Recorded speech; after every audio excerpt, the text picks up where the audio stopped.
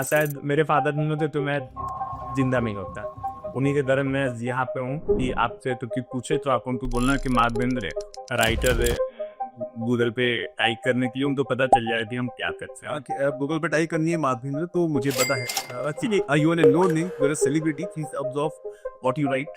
Depression में मुझे रात में नींद नहीं आता था एंड मैं रात भर सैड सॉन्ग में सुनने लगा था। मैं रात में बैठ कर रोता था अकेले। मेरे पापा शेयर मार्केट में इन्वेस्ट करते हैं और शायद मेरे से अच्छा करते हैं वो, और तो मैं उनको देख करके मैं शेयर मार्केट में मेरा इंटरेस्ट आया। मैंने स्टूडेंट्स को देखा है, एक पल में खुश होते हैं, एक पल में दुखी होते हैं।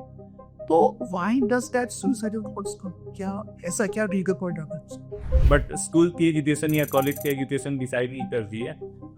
लाइफ जो दुनिया मौत आ रही जा रही है और आप मतलब degree is important but I think you have to upgrade yourself. Hello friends, welcome to another podcast. Normally we have podcasts with our students who have cleared their CFA or ACCA or CA or were got placed. This time it's very different. It's about one of our ex-students who joined us way back in 2021 during the height of COVID, when he was battling depression, when he had almost no clue about what lies ahead. And this podcast is not about glorification of the Wall Street School. It's about something much bigger, something a lot of people are going through, something called depression. How one has navigated, how one has sort of overcome it, how overcoming it, how someone has become successful. That is the story of Madhvendra.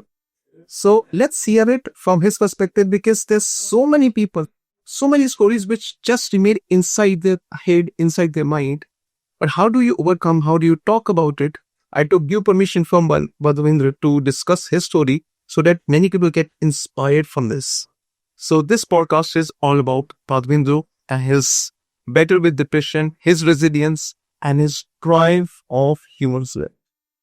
Madhvendra, so glad that I'm seeing you back after long and seeing you doing super good in your career. This is about your story, and I wish to believe it will be some inspiration for so many people. तो थोड़ा सा बताइए, starting from the beginning, आप कहाँ से हैं? मैं जहानाबाद से हूँ, पटना के पास में तो छोटा सा टाउन है, वहाँ से हूँ मैं। और वहीं पे मैंने अपनी स्कूलिंग की थी और डीएवी पब्लिक स्कूल से। फिर वहाँ से फिर मैं पटना आया था 12th के लिए, और फिर मैं वहीं से फिर मैंने ग्रेजुएशन किया। फिर मैं वहाँ से मैं सीए की प्रिपरेशन कर रहा था। फिर मैं सीए के प्रिपरेशन के लिए मैं दिल्ली वापस आया था, यहाँ पे प्रिपरेशन। और ये कौन से ईयर की बात है? 2014 में मेरा दिल्ली आया था। हाँ अच्छा ठीक है। मैंने सीए का प्रिपरेशन, मैंने ग्रेजुएशन 2012 में कंप्लीट किया था और उसके बाद मैंने 2 साल वहीं पे मैं पटना में ही मैं अपना प्रिपरेशन कर रहा था। बट 2012 में मेरे मतलब मुझे ओसीडी हुआ, जो मुझे पता नहीं था उस वक्त कि मेरे साथ क्या हो रहा है। बट थोड़ा सा बताइए, मतलब for the benefit of all, ये ओसीडी होता क्या और आपको कैसे पता चला कि मुझे ओसीडी है, या कुछ ऐसे सिंबल्स देख के? एक्चुअली मेरे मौसा जी की डेथ हुई थी और उस वक्त मैं ग्लास में पानी ला रहा था और मेरे दिमाग में अचानक से स्टक किया कि इस ग्लास में कुछ गंदगी पड़ी हुई है। फिर मैं वो ग्लास तो मैंने फेंक दिया, फिर मैं दोबारा पानी लाया। फिर वही मेरे दिमाग में स्टच हो गई कि मैं जो भी चीज़ें कर रहा था, मैं जो भी चीज़ें देख रहा था, मुझे उसमें सिर्फ गंदगी दिखाई दे रही थी। फिर मैं वहाँ से जो स्टार्ट हुआ, मैं बार बार हाथ धोने लगा। मैं चलता था तो मुझे लगता था कि मैं किसी रास्ते पे मैं किसी पे चढ़ गया हूँ। मैं गाड़ी चलाता तो मुझे लगता था कि मैंने किसी के ऊपर गाड़ी तो चढ़ा दिया है। तो मैं जो रास्ता मैं पिछले 10 मिनट में ट्रैवल कर सकता था, मैं वही रास्ता 1 घंटे में ट्रैवल करता था। क्यों इतना ज़्यादा प्रेशर हो गया था कि कुछ गलत? हाँ, क्योंकि मैं बार बार उसी चीज़ तो अब जैसे मैं चल रहा हूँ, मुझे लगता है मैंने शायद रोड पे मैंने किसी गंदगी पे के ऊपर मैंने अपना पैर रख दिया है। फिर मैं 10 बार 15 बार में उसको चेक करता था कि मेरा सब चीज़ तो ठीक है ना। जब तक मेरा माइंड वो कंफर्म नहीं करता था कि हाँ अब ये सही है, तब तक वो चीज़ मैं आगे नहीं बढ़ पाता था। ये आपने ये डिस्कस किया किसी के साथ कि ये मुझे क्या हो रही है, ये मेरे माइंड की मैनिफेस्टेशन तो नहीं है, जैसे वो मतलब ज्ञानरी बीएस में वो बोलता है कि ये कोई केमिकल लोचा तो नहीं है माइंड से? मैं अपनी कजन सिस्टर के यहाँ रहता था and she used to tell my father said that मतलब पता नहीं इसको क्या हो गया, इतनी देर तक बाथरूम में रहता है, इतनी बार हाथ होता है, बट किसी तो पता नहीं था कि मुझे क्या हुआ है। इवन एक बार मैं अपने फादर तो बोल रहा था, मेरे कजन ब्रदर बैठे हुए थे साइड में, उन्होंने बोला कि ऐसा कुछ नहीं होता, ये सब सिर्फ दिमाग का भ्रम है। बट मुझे 2 साल लग गए उसी, तो मैंने रिसर्च किया, फिर मैंने समझा कि मुझे क्या हो रहा है एंड देन और ये नेचुरल था आउट ऑफ नोवेयर ऐसे शुरू? ये मेरे दिमाग, ये एक्चुअली मेरे माइंड में बचपन से ही था। मेरी आदत थी कि मैं बचपन से ही ना किसी बात को 2-3 बार कंफर्म करता था। आपसे मैंने पूछा, आप बोलोगे दी यस यस, फिर मैं पूछता था कि अच्छा बताओ ना ऐसा ही है ना, फिर आप बोलोगे यस। तो ये मुझे कंफर्मेशन लेनी थी, जो प्रोसेस की बचपन में ही थी और वो हमेशा से रहा था। और वो अचानक से 2012 में वो अचानक से और प्रेरित कर दिया और फिर मुझे वो 2 साल लग गए। फिर मैं जब दिल्ली में आया था, फिर यहाँ पे मैं प्रिपरेशन कर रहा था, मैं 12-12 घंटे में पढ़ाई करता था उस वक्त। और अचानक से 5 महीने में मेरी जो मेड आती थी खाना बनाने, हिस्सी से डट भैया आप तो बहुत चेंज हो गए हो, आप इतना पढ़ाई करते थे, अब आपकी पूरी पढ़ाई खत्म हो गई है। वो ऐसा क्यों हुआ? क्योंकि डिप्रेशन में मुझे रात में नींद नहीं आता था एंड मैं रात भर सैड सॉन्ग में सुनने लगा था। मैं रात में बैठ कर रोता था अकेले अपने आप? अपने आप। और ऐसा कोई रीजन नहीं था कि आप अकेले में रो रहे हैं, बट नहीं। अंदर से ही रोना था? हाँ, और मैं रात में जरा करता था, दिन में पूरी दिन मैं मूवी देखा करता था। तो क्योंकि मैं कुछ भी करता था, मूवी भी मैं देखता था तो 2 घंटे वाली मूवी में 4 घंटे में देखता था। कैसे नहीं, क्यों वो हंसती हो तो कंफर्मेशन, जैसे मैं किसी अब वहां पे किसी like I have seen snake, तो मुझे लगता था कि मैंने स्नेक को मार दिया है, फिर मैं वो बार बार ना कंफर्म करता था कहीं मार तो नहीं दिया, ऐसा होता था। एंड तो पॉज करियो की मूवी को? हाँ पॉसिबल, फिर दोबारा देखता था उसको, अच्छा ऐसा तो नहीं है ना। पर आपको देखो, अब तो शायद ये वर्ड डिप्रेशन बहुत प्रोमिनेंट हो गया है, काफी लोगों को पता है, but I am talking about 2012, 13, 14, जब शायद ये लगता था कि ये सिर्फ एक केमिकल दो चाय, ये एक्चुअली में कुछ नहीं है। बट आपको तब रियलाइज होता था कि आपको एक्चुअली में डिप्रेशन है? ये जो जो मुझे था वो ओसीडी इशू बोलते हैं, ऑब्सेसिव कंपल्सिव डिसऑर्डर। और obsessive compulsive disorder is a bigger thing. इसमें एक पार्ट डिप्रेशन है और इंसोम्निया है, जिसमें आपको नींद नहीं आता है, आप उदास रहते हो, आपको रिपीटेटिव थॉट आते हैं। तो OCD is a much bigger thing than depression. Depression OCD का पार्ट होता है, इसमें आपको डिप्रेशन भी होता है, इसमें आपको इंसोम्निया भी होता है और इसमें आपको रिपीटेटिव थॉट्स भी आते हैं। तो आपको कब रियलाइज हुआ कि मुझे एक्चुअल में कुछ मेडिकल इशू है? तो उसको आपने फिर कैसे अपने पेरेंट्स से डिस्कस किया, किसी डॉक्टर को कंसल्ट किया या क्या? क्योंकि एक नॉर्मल हेल्थी पर्सन के लिए ये सोचना कि मुझे वो वाली चीज है जो जो शायद बहुत कम लोगों को होती है, बड़ा बड़ा डिफिकल्ट है। मुझे 2 साल मैं पढ़ाई करता था, मैं पढ़ाई करते हुए भी लाइक अगर आप डेविड बेकन की स्टोरी पढ़ोगे, he also had OCD. David Bacon, हाँ। इंग्लैंड हाँ, फेमस। हाँ, तो ही सेड दैट उसको बुक्स को एक सही तरीके से रखने की आदत थी। जब तक वो उस बुक्स को अपने दिमाग के तरीके से वो सही तरीके से रख नहीं देता था, तब तक वो उस चीज को मतलब लगाते रहता था एक रो में। And this is also a part of OCD. And मुझे मैं जब पढ़ता भी था तो उसमें भी बहुत डिले होती थी, मुझे इस चीज को समझने में 2 साल लग गए। कि पढ़ने में डिले क्यों होता, उसके साथ क्या कनेक्शन? पढ़ते पढ़ते कुछ मैंने वर्ड लिख दिया, उसमें भी कुछ निगेटिविटी में ढूंढ लेता था। तो हर चीज में नेगेटिव, हर बाइट फॉल्ट, हाँ था, हर चीज में निगेटिविटी, हर चीज में गंदगी। आप थाना था रोल है, मेरा हाथ गंदा हो गया, अब जाते 10 बार धो हाथ, तो साबुन से मैं 10-10 बार हाथ धोता था। ओ, सो और आपके पेरेंट्स को पता था कि ऐसा कुछ? पेरेंट्स को पता था, बट उनको ये नहीं पता था कि ये है क्या। मैं दीदी के पास रहता था तो तो आपको डांट भी पड़ती होगी, तुम क्या कर रहे हो? हाँ, टाइम वेस्ट हाँ, हाथ हो। मैं वाशरूम में इतना घंटे रहता था तो सब लोग जानता था कि हाँ इसको कुछ हो रहा है, पर किसी को ये नहीं पता था कि क्या हो रहा है। एंड लोगों को उतनी अवेयरनेस भी नहीं थी उस चीज के बारे में पता थे। बट फिर मैं 2014 में CAT जानने के बाद मैं फिर घर दिया था वापस। तो मैंने पापा को बोला कि मुझे इस चीज को दिखलाना है, क्योंकि मुझे लगता है तो मुझे कुछ है। फिर मैंने सर्च किया तो मुझे था भी ओसीडी टाइप का कुछ है मुझे। तो फिर मैं सबसे पहले दिल्ली में आया था, राम मनोहर लोहिया हॉस्पिटल में। वहाँ पे फिर मैं डॉक्टर के पास गया तो डॉक्टर ही सेड दैट पता नहीं, अभी तो पता नहीं है, और दवा देते देखते हैं तो कुछ इम्प्रूवमेंट हुआ था। तो मुझे जैसे डॉक्टर को भी श्योर नहीं पता चला कि तुम्हें क्या है। नहीं, तो फिर मुझे और कौन से डॉक्टर को दिखाया, मतलब किस तरह की, मतलब क्या स्पेशलिस्ट? साइकियाट्रिस्ट। साइकियाट्रिस्ट। हाँ, ठीक है। तो फिर वहाँ पे मुझे सेटिस्फैक्शन नहीं हुआ। तो फिर मैंने एक हॉस्पिटल रिसर्च कर रखा था प्रीत विहार में। मैं फिर वहाँ पे गया एंड देयर एक डॉक्टर टीएन लॉटर ही थे। मैंने उनसे ट्रीटमेंट कराया। He said that you have OCD and it will take time, it will take long time to means completely cure. तो मेरी ट्रीटमेंट 2014 में शुरू हुई थी और मैं 3 साल स्लीपिंग पिल्स पे था। 3 साल स्लीपिंग पिल्स पे थे? हाँ। और उन 3 सालों में आप क्या कर रहे थे? उन 3 सालों में शायद it was blessing in disguise, क्योंकि आप प्रतिदिन में पॉजिटिव ढूंढते हो। तो उन 3 सालों में मुझे मेरे पापा शेयर मार्केट में इन्वेस्ट करते हैं और शायद मेरे से अच्छा करते हैं वो। और तो मैं उनको देख करके मैं शेयर मार्केट में मेरा इंटरेस्ट आया, मैं उसको फॉलो करना स्टार्ट किया। फिर मैंने थोड़ा पे लिखना स्टार्ट किया उन 3 साल में? हाँ, क्योंकि उस टाइप का कोरा कितना परमानेंट नहीं था जितना शबी अभी हो गया। हाँ। हाँ, तो मैं वहाँ पे मैंने लिखना स्टार्ट किया। तो मुझे वहाँ पे मतलब बहुत जल्दी, मतलब 1 साल में करीब मुझे 1 मिलियन व्यू के अराउंड आ गए थे। 1 मिलियन व्यूज ऑन कोरा? हाँ। और किसके ऊपर लिखते थे? फाइनेंस के ऊपर नहीं, फाइनेंस के ऊपर आप लॉस लिखते थे? हाँ, ठीक है। और वहीं से 2016 और उस टाइम पर आप जो सीए की पढ़ाई कर रहे थे वो कर रहे थे? वो मैं नहीं कर रहा था, वो मतलब मैंने सारी चीजें कम्प्लीटली छोड़ दी थी? हाँ। You are focusing on your health हाँ। And expressing yourself by writing? हाँ बस। ठीक है। हाँ बस। क्योंकि 2 चीज़ों तो मिक्स सब करने में, मतलब डॉक्टर ने बोला था कि you have to be tension, मतलब आपको टेंशन फ्री रहना होगा।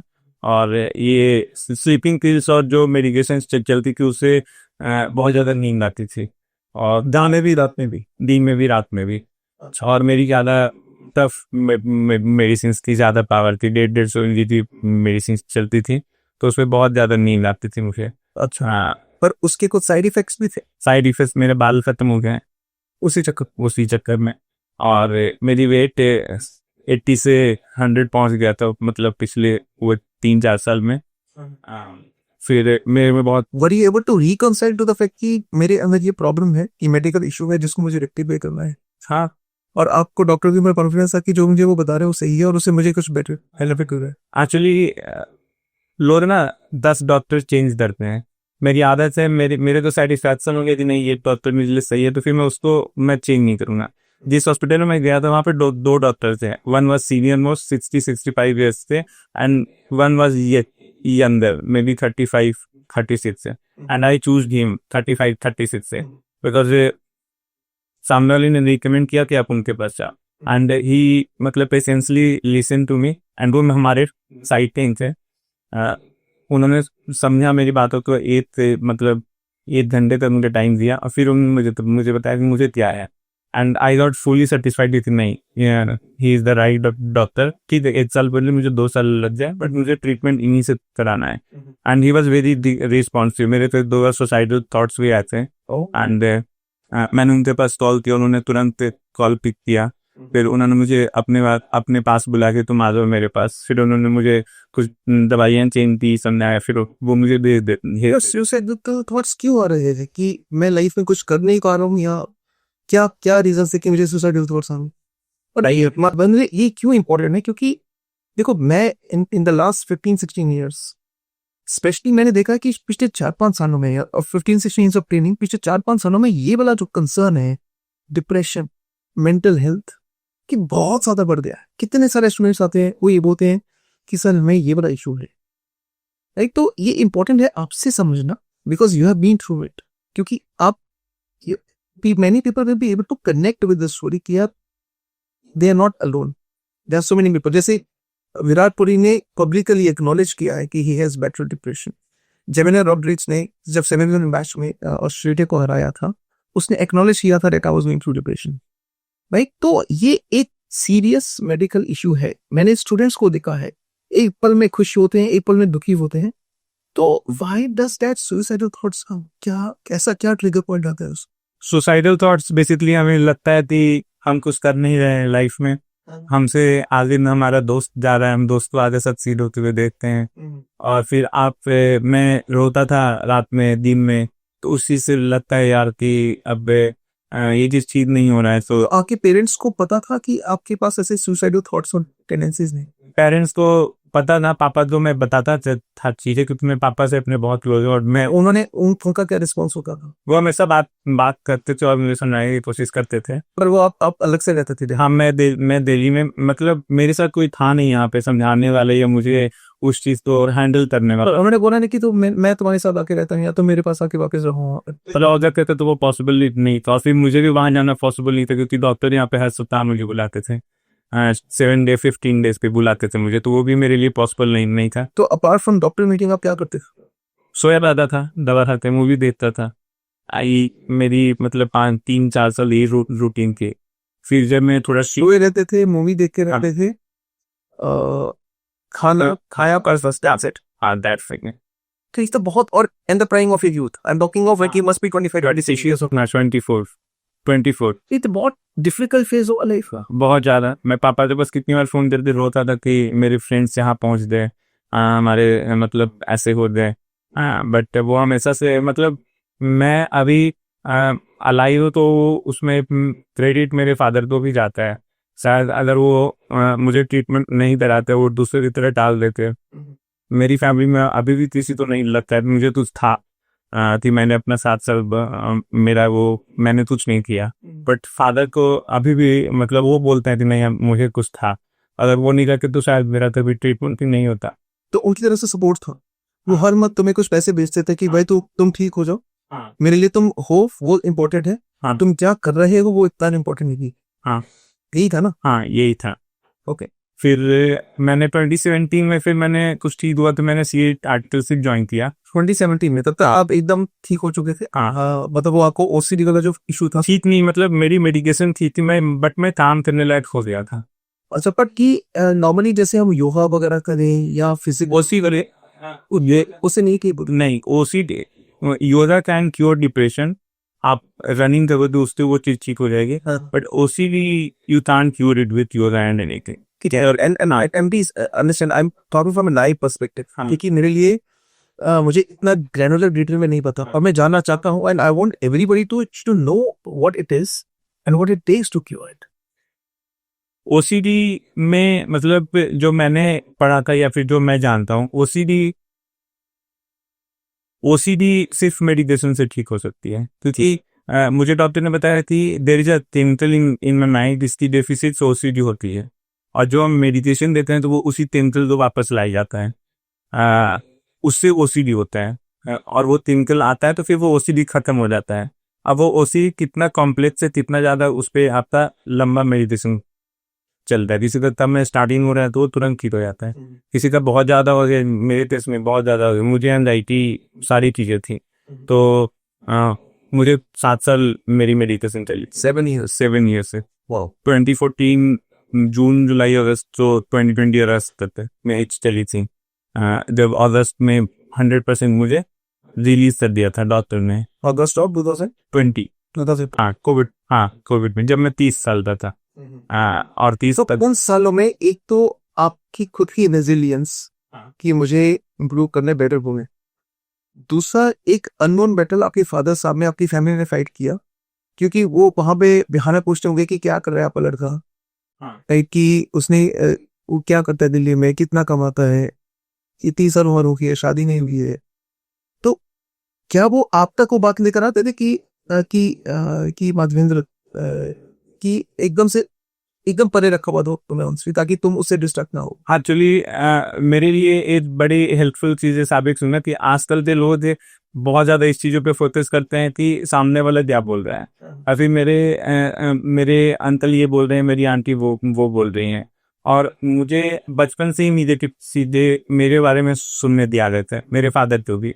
आज भी मेरे आसपास वाले बोलते हैं कि मैं मतलब जो भी मैं आज अच्छा कर रहा हूँ, आज भी रोज यही लगता है कि मैं दिल्ली में मैं अपने फादर के पैसे पे ही मैं अच्छा, किसी को नहीं पता कि तुम क्या क्या क्या क्या idea तुम्हें? नहीं, किसी को नहीं पता, और किसी को पता भी है तो उसको उनको समझ में नहीं आता है कि मैं क्या करता हूँ। एंड मैं मतलब मुझे आज भी याद है कि मेरी एक बगल में आंटी रहती हैं, एंड वंस उन्होंने अपने बेटे की जो कॉम्पिटिशन थी तो उन्होंने बोला था कि मुझे तो डर लगता है कि मेरा बेटा भी कहीं मेरे जैसा ना बन जाए। वो भी 10-12 साल, मतलब 10 साल पुरानी बात है। तो मेरे फादर को भी बहुत निगेटिव चीज़ें सुनने को मिलती थी, आज भी मिलती हैं। सो बट मुझे इस बारे में कभी फर्क नहीं पड़ा। और ना ही उन्होंने तो तक की वाली बात आने दी कि ऐसा वो तुम्हारे बारे में ऐसा वो, नहीं, और वो भी वो तुम्हारी तरफ से एकदम वो थे कि चल तू मेरा बेटा है, मेरी रिस्पॉन्सिबिलिटी है, मैं तुझे तब तक सपोर्ट करूंगा जब तक मैं कर सकता हूँ। हाँ, वो एक बहुत बड़ी बात होती हाँ।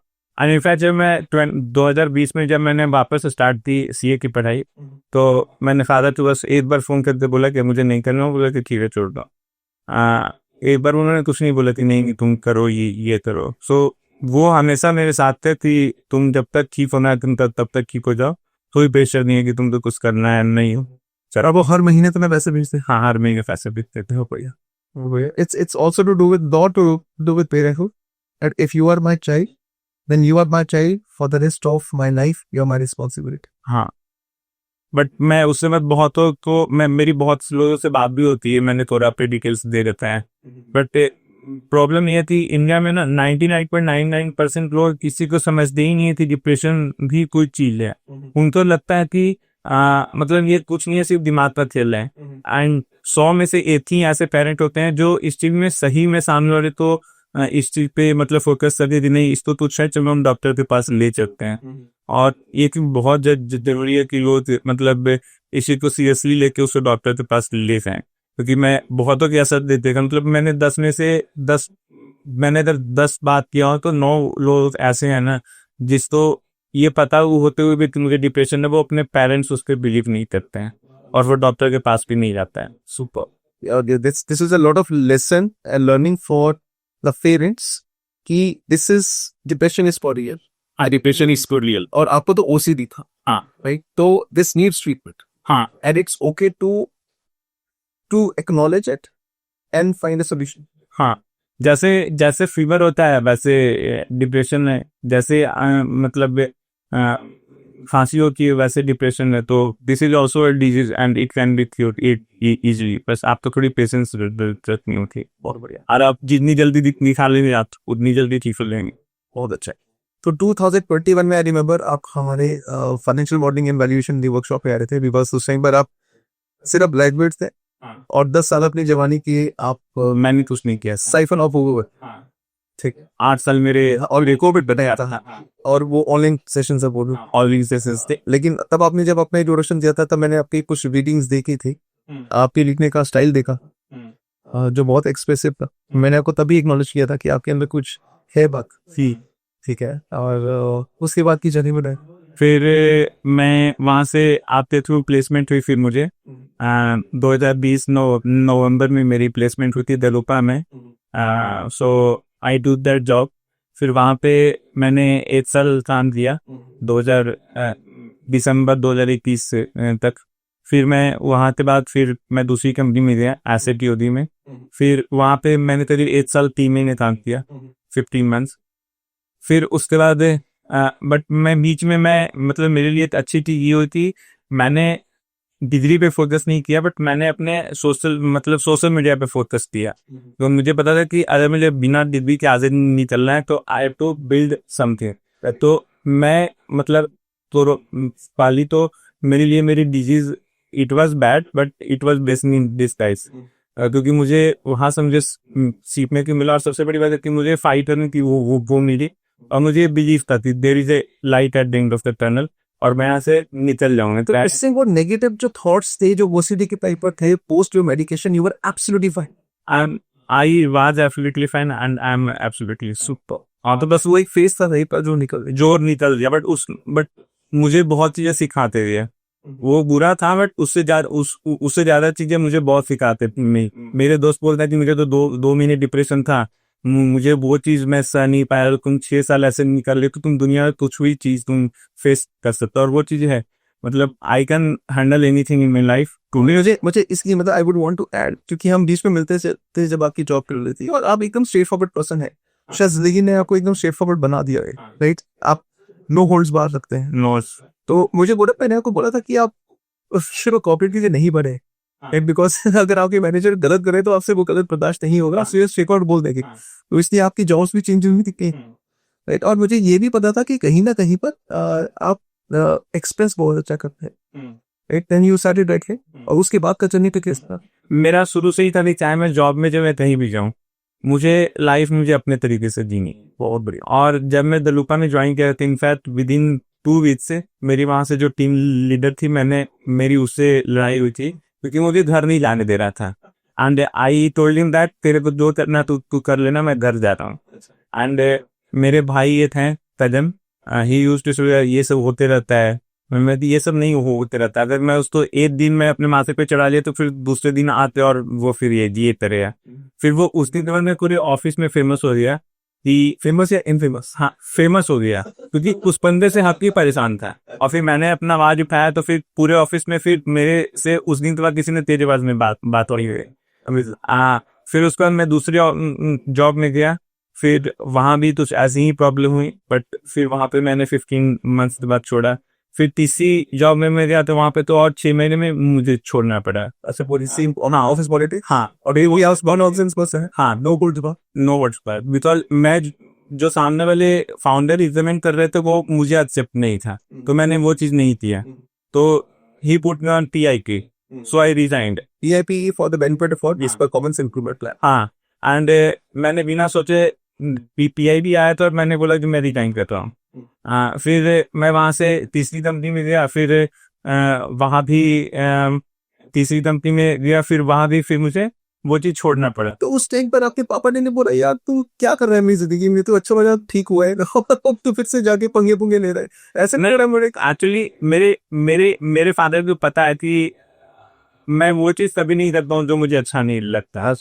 तो मेरा तो he has accepted you the way you are. हाँ, एंड ही, और फिर उसके बाद फिर मैंने फोर्थ टर्म जब ज्वाइन की मोहाली में, वहां भी कुछ हुआ तो फिर मुझे उसको भी छोड़ना पड़ा। बट थैंकफुली हर चीजों मतलब देवा को भगवान देते हैं तो बहुत चीजें दे देते हैं। जब मैंने उस वक्त छोड़ा था जॉब, उसी वक्त मेरे पास दो ऑफर्स थी फ्रीलांस करने की, और मैंने उस वक्त लिया। फिर मैंने उसी वक्त वहां पे डिजाइन किया और फिर मैंने अपना फ्रीलांस स्टार्ट किया। तो फिर वहां से 2024 अगस्त से मैं मतलब राइटअप कर रहा हूँ, और अभी तक मैं कर रहा हूँ। तो अभी मैं मेन के लिए या फिर फाइनेंशियल एक्सप्रेस, सिक्योरिटी मास्टर, या फिर और NDTV प्रॉफिट में, इन सब, और टाटा फिनटेक में उनके लिए लिखता तक।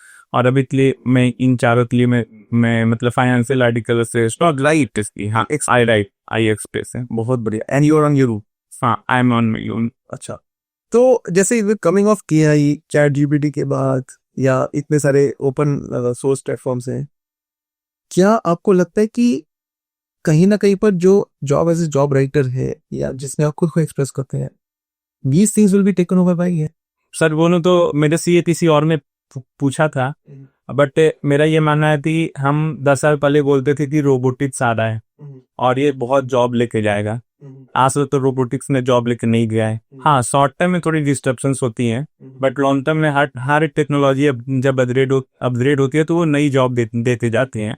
और रही बात है कि मैं जिस फील्ड में हूँ, तो फ्रेंकली मैंने इस पर कभी सोचा नहीं है, क्योंकि जो चीजें अच्छा चल रहा है तब तक चलने तो, अगर कुछ चीजें चेंज हो गई तो फिर उस पर देखा जाएगा। तो क्योंकि जिंदगी ने इतना सिखा दिया कि अपने आप को कैसे ढालना है, वो चीज हमको, हाँ, वो चीजें पता है। और अगर आप इस टाइम पर जॉब में होते, as compare to job freelancing आप कर रहे हैं, in terms of your salary package और your take home, is it much better than in case you would have been in your job? हाँ, इट इज मच बेटर। थोड़ा सा मेहनत ज्यादा है, बट एटलीस्ट मैं खुश हूँ। और घर में रहता हूँ, मुझे किसी को जवाब देने का रिस्पॉन्सिबिलिटी नहीं है। मुझे जो मिलता है करने के लिए मैं टाइम से कर दे देता हूँ, मतलब अच्छे से कर दे देता हूँ। और मेरी आर्टिकल्स बहुत पसंद भी करते हैं। बहुत मैंने देखा है, मतलब मैं तो आपको फॉलो करता हूँ, कोरा पे भी, लिंक्डइन पे भी, मतलब unbelievable number of fan following है आपका, और जॉब लिखते हैं। वो ऐसे रहता है कि कोई दिल से दिख रहा है. It is not AI generated. एक मतलब it is expressive, it is just to the point, fact base. और जैसे आप हैं, जिस तरह से आप स्ट्रेट फॉरवर्ड नो होल्ड्स बात है, अब वो लिखते भी हैं. और कई बार देखा आपने कब कितनी कंपनीज के बारे में, बड़ी बड़ी कंपनीज के बारे में क्या क्या लिखा है जो एक्चुअल फैक्ट बेस्ड है, लेकिन उनकी पूरी आपने डंडा मारे आपको. हाँ. और मतलब बेसिकली एज ए राइटर ना, हम स्टॉक रिसर्च लिख रहे हैं ना, तो जो मेरा एक्सपीरियंस रहा है, मतलब चैट जीपीटी और any AI can write a simple article what is mutual fund. But अगर आप उसको पूरी एक आर्टिकल लिखने के लिए 2 दिन 10 आर्टिकल है, तुम 10 मैं तुम्हें कॉन्कल दे रहा हूँ, एनुअल रिपोर्ट दे रहा हूँ, तुम इसको निकाल करके और एक स्टॉक रिसर्च लिखते दो, तो इट विल फंबल. अगर आप तो जो चाहिए वो लिख के नहीं देगा, तो वहां पे वो आपकी मतलब वो आपको रिसर्च में हेल्प कर सकता है, बट आपको राइटिंग में वो मतलब वो खुद से ही करना पड़ेगा, बिकॉज इट विल बी ह्यूमनाइक. और आप एआई रिटन कंटेंट इजीली पहचान सकते हो कि आप ये एआई रिटन है. सो आपकी स्किल्स है तो आप कहीं नहीं जा रहे हो. और मुझे तो यही लगता है कि कोई भी टेक्नोलॉजी आ जाए, अगर आपके पास स्किल है तो आप ऑलवेज सेफ. और आप एआई से लिखते हो तो आप सेफ नहीं हो. सो मुझे बस मेरा वही है, मुझे आता है लिखने, मेरा रिसर्च अच्छा है, तो फिर कोई भी ये मतलब टेक्नोलॉजी अपग्रेडेशन हो गया फिर क्यों टेंशन है. बहुत बढ़िया, बहुत बढ़िया. And you got married 2 years back, Madhvendra. Did your wife know the battles that you had gone through in the last 10 years of your life? हाँ, सी नोज. एंड इनफैक्ट मेरे तो घर वाले अभी भी बोलते क्यों बता दिए थे, but the day I started talking before marriage, and मैंने उसको बता दिया था कि मुझे ये चीज़ है, और मतलब तुम सोच लो कि तुम्हें क्या करना है, क्योंकि OCD such a thing that can relax even 10-15 years after. हो सकता है कि मुझे 15 साल वापस आ जाए, 15 साल के बाद वापस आ जाए. OCD is such a thing. And they में सी ऑल्सो फ्रॉम मेडिकल फील्ड, मतलब उसने नीट क्लियर दिया था, बट होम्योपैथी मतलब वो डॉक्टर वाला मिला नहीं था, तो वो उसने लिया नहीं था.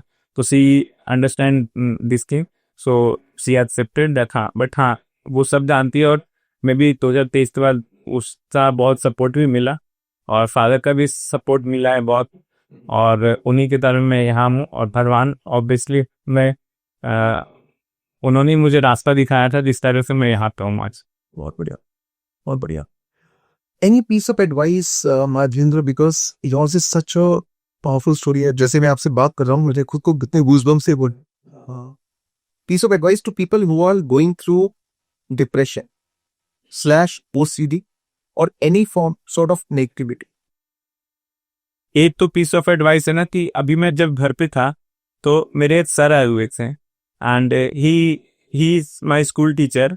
एंड मैं मतलब ये तो कि आपकी स्कूल की एजुकेशन आपको एजुकेशन देती है, बट वो आपकी फ्यूचर डिसाइड नहीं करती है. And he said me that तुम अभी क्या कर रहे हो, सो अगर कुछ नहीं कर रहे हो तो मतलब तुम्हारे पापा हैं मतलब तुम्हारे पीछे में, so people still think that मैं भी कुछ नहीं कर भी रहा हूँ, तो कुछ ऐसा साधारण मेरा कर रहा हूँ. बट स्कूल की एजुकेशन या कॉलेज की एजुकेशन डिसाइड नहीं करती है. लाइफ मतलब दुनिया मौत आ रही जा रही है, और आप मतलब degree is important, but I think you have to upgrade yourself with technology. मेरे तो क्या मदद किया, मैंने लिंक्डइन पे अपना प्रोफाइल बनाया, मुझे वहां से जो मतलब लीड्स मिली, कनेक्शंस मिली, वो मेरे लिए बहुत हेल्पफुल हुआ. शायद मैं जो भी कर रहा हूँ वो लिंक्डइन के कारण ही कर रहा हूँ. तो एक ये एडवाइस है. और प्लस अगर डिप्रेशन में हो तो मतलब लोग बोलते हैं कि मैं डिप्रेशन में हूँ, मैं सीए की तैयारी कर रहा हूँ, अदर मतलब you have to focus on your health. पढ़ाई तो वो डिप्रेशन मतलब एग्जाम की तैयारी तो 2 महीने के बाद भी हो जाएंगे, but these things are depression is such that अगर आप इसको 2 महीने डिले किया ना, तो ये 4 और 6 महीने और टाइम मिलेगा मतलब वो मेंटल मतलब पूरी फिट होने में. आप ये चीजें जल्दी जितनी दिखवा लो उतना ज्यादा बेटर होता है. एंड अगर आप पे कोई सपोर्ट नहीं कर रहा है, आप खुद से स्टेप लो, बिकॉज लाइफ आपकी है, तो आगे मतलब ट्रीटमेंट आपको खुद कराना है. तो मतलब मेरे साथ तो कोई नहीं था, बट मैंने अपना खुद स्टेप किया थी, नहीं मुझे इसी को ट्रीटमेंट कराना, और फिर मैंने अपना और खुद से रिसर्च दिखा कि ये होता इशू है. हाँ, खुद से और वो कन्विक्शन भी होना कि मुझे इसी डॉक्टर से करना है। हाँ हाँ, तो वो चीजें होनी चाहिए। अगर मतलब वो जरूरी नहीं है कि अगर आपके पेरेंट्स साथ हो तभी आपको कोई चीज करना है। अगर आपके पेरेंट्स आपका साथ नहीं दे रहे हैं कि नहीं तुम्हें कुछ नहीं है, फिर भी मैं अकेले हूँ, क्योंकि मुझे लगता है कि मुझे है कुछ, तो मैं खुद ही आगे स्टेप लूंगा। तो मतलब ऐसा होना चाहिए मेरे साथ कोई नहीं भी है फिर भी मैं अपने मतलब अपने लिए मैं अच्छा चीज में कर सकता हूँ, वो एक बिलीफ होना चाहिए। एंड उसी के लिए मैं कभी, मेरी 7 साल ट्रीटमेंट चली, मैं कभी घर पे नहीं गया था। मतलब जाता था साल में 2 बार। मैंने ट्रीटमेंट अपना पूरा खुद अकेले कराया। मैं मेडिसिन खुद लेकर था, खाता खुद था, और रोता भी खुद था, कोई सामने नहीं आया था। And I handled all of this things. And in fact मेरी आज भी कभी किसी से होती है तो मैं बोलता हूँ कि आज मैं जो हूँ, मैं दुनिया का कोई भी चीज में हैंडल कर सकता हूँ। और ऐसा कुछ बना ही नहीं है जो मुझे गिरा सकता है, बिकॉज मतलब मैं एक ऐसा पर्सन बन चुका हूँ जो मतलब मेरे लिए तो वो सिचुएशन ऐसा था जहाँ पे मेरे 2 ऑप्शन थे, या तो मैं सुसाइड कर लूँ या फिर मैं मतलब इस चीज से बाहर आ जाऊं। तो जब मैं वहां से निकल सकता हूँ तो फिर दुनिया में ऐसी कोई चीज नहीं बनी है जो मुझे मतलब गिरा सकता है। हाँ, सो आपको बिलीफ लेके, और मतलब डिप्रेशन आप पता है तो आप योगा करो, रनिंग करो, ये सब चीजें डिप्रेशन में बहुत हेल्प करती हैं। बट अगर नहीं हो रहा तो please take proper advice. Right, right. And Madhavendra, last piece, जैसे आपने मुझे बताया कि इस पूरी जर्नी में आपके फादर एकदम रॉक सॉलिड रनिंग, राइट? हाँ, so through this medium would you like to sort of speak about a note of gratitude to him? क्योंकि नॉर्मली हम ऐसे एक्सप्रेस नहीं करते, लेकिन अगर कुछ ऐसा होता है तो यू नो, बिकॉज बहुत ही इम्पोर्टेंट है। शायद आप अकेले होते तो डगमगा जाते, आपके पेरेंट्स का सपोर्ट रहा तो आप शायद उससे उभर पाए। हर किसी के पास वो इकोसिस्टम नहीं होता, हर किसी के पास वो मेच्योरिटी नहीं होती है। But any sort of words of gratitude you want speak about your father over here for the benefit of all? Actually एक तो है कि शायद मेरे फादर नहीं होते तो मैं जिंदा नहीं होता। उन्हीं के दौरान मैं यहाँ पे हूँ, और वो तभी ये नहीं बोले मेरे को कि तुम ऐसा क्यों कर रहे हो। मेरे वो हर डिसीजन में साथ, मतलब मैंने जॉब छोड़ा, he was there for me, ठीक है तुम छोड़ दो। मुझे दूसरा जॉब नहीं करना था, ठीक है नहीं करो। वो तभी मेरे पे प्रेशराइज नहीं किए, क्योंकि कहती उनको पता था कि मैं वही करूंगा जो मेरा दिल करता है। मैं जबरदस्ती से कुछ चीजें नहीं करता, मैं जो करता हूँ मैं खुशी से, मेरा जब उसमें खुशी हो जाएगा मैं वही करता हूँ। तो माई फादर वॉज मतलब he still supports me. And वो आज जब सुनते हैं कि मैं मतलब 4 रेपुटेड कंपनीज के लिए लिख रहा हूँ, एंड तो मतलब बहुत खुश होते हैं। इनफैक्ट अभी मैं आया हूँ टाटा मोटर्स के इवेंट से, वो भी सुने तो बहुत खुश हुए थी, बहुत अच्छी बात है। Is he proud of you now? हाँ, he is proud of me. Very nice. वो आई थिंक वो सबसे बड़ा सेटिस्फाइंग मोमेंट होता है। हाँ, आपके पेरेंट्स आपके काम पे प्राउड होते हैं, और कहीं ना कहीं पर उनकी तपस्या जो आपके साथ बनी इन terms of helping you navigate the difficult phase you were going through, वो कहीं ना कहीं वो फीलिंग होती है कि चलो वो सफर हुई। हाँ, ये तो मेरे लिए तो आज भी ऐसा है, फ्यूचर का तो नहीं पता, बट मेरे घर में या फिर मेरे आसपास वाले वो आज भी जानते हैं कि मैं मतलब आई डोंट डू एनीथिंग। अच्छा, और आंखों को फर्क नहीं पड़ता, नहीं बताना नहीं, कोई फर्क नहीं पड़ता। बट पापा से बहुत लोग पूछते हैं उनके फ्रेंड या फिर कोई, तो मतलब वो नहीं बता पाते थे। बट अब मेरी ऑनलाइन अपनी प्रोफाइल बन रही है, तो मैंने पापा तो दिया है कि आपसे तो क्यों पूछे तो आप उनको बोलना कि माधवेंद्र राइटर गूगल पे टाइप करने के लिए उनको पता चल जाती है हम क्या करते हैं। गूगल पे टाइप करनी है माधवेंद्र तो मुझे पता है। Now you are no name, you are a celebrity in terms of what you write, and it was important Madhavendra, very important कि आपकी स्टोरी सबके सामने है। And if this is mediate, this mediate कहीं ना कहीं पर हम कनेक्टेड हैं वो स्कूल के through as a student and teacher, and I'm very very proud of you. And ये कॉन्ग्रेचुलेसन आप, मतलब एक एप्रिसिएशन आपके लिए भी है जो आपने, मुझे आज भी याद है 2020 में जब मैंने कोर्स किया था, तो you said that you have leadership skill and you will go much bigger in your life है। मैं कब आवाज आते थे स्ट्रेट फॉरवर्ड थे तब भी, हाँ, और कुछ चीज नहीं हुआ। हाँ, थोड़ा सा टाइम लगेगा, बट आप बहुत आगे जाओगे। एंड आपने बोला था कि आप लिखोगे तो बहुत अच्छा करोगे, तो आपने उस चीज़ को पहचाना था और आ रहे ही बोल दिया था।